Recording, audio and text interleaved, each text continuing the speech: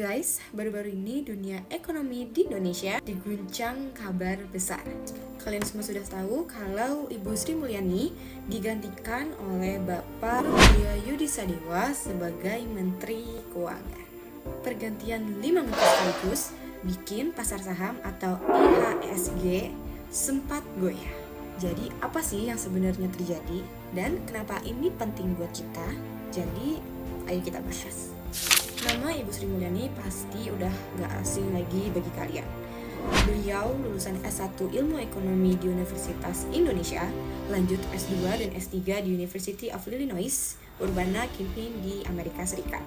Lalu tahun 2004, beliau masuk kabinet sebagai Kepala Bappenas. Lalu beliau diangkat menjadi Menteri Keuangan di era Bapak SBY. Dan gak berhenti di situ, beliau juga pernah jadi Direktur Pelaksana di World Bank. Dan di tahun 2016, Bapak Presiden Jokowi panggil beliau pulang untuk kembali menjadi Menkyu. Namun, menjelang akhir jabatannya, Ibu Sri Mulyani sempat bikin statement soal beban keuangan negara termasuk isu gaji guru dan juga dosen.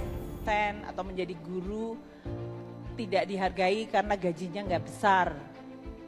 Ini juga salah satu tantangan bagi keuangan negara. Apakah semuanya harus keuangan negara ataukah ada partisipasi dari masyarakat? Publik merasa kurang empati sehingga ini jadi kontroversi. Dan ketika rumor reshuffle makin kuat, IHSG pun turun sekitar 1,28%.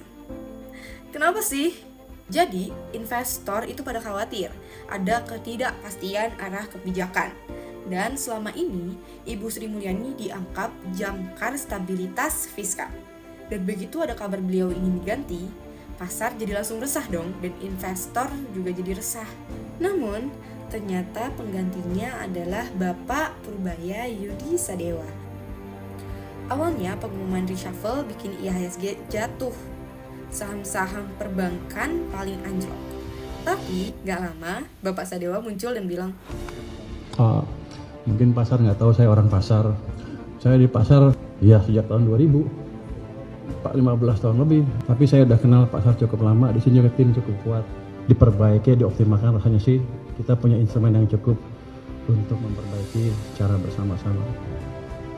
Statement singkat ini bikin pasar lebih tenang. IHSG balik menguat.